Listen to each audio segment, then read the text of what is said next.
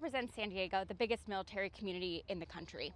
And the things that our president is asking of our service members are unconscionable. To sacrifice their lives with no strategy, no plan.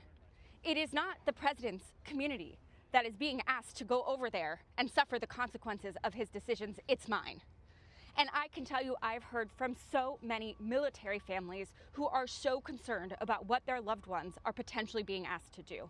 Imagine if you're a service member thinking what you might do if you're given the order to destroy a civilization. Okay? This is the position that we are putting our service members in, who are required by law to not follow an unlawful order.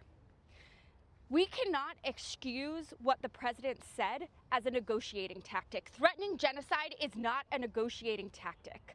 It is important that even though we were able to get this ceasefire, which I pray holds, that we hold this president accountable for what he threatened. Because threatening genocide is not just against international law, it's against our federal law too, and it is our job as Congress to stand up.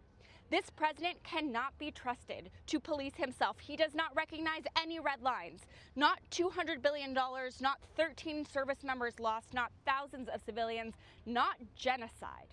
The only thing that will put a check on him is us in Congress doing our job, standing up and saying not one more cent. Standing up and saying you do not have the authorization to do this. Stand up and saying that this is not okay. And every American of conscience from across the political spectrum is and should be disgusted by the fact that we even have to stand here talking about the fact that the United States president threatened to commit genocide against an entire civilization. That is not right. That is not okay.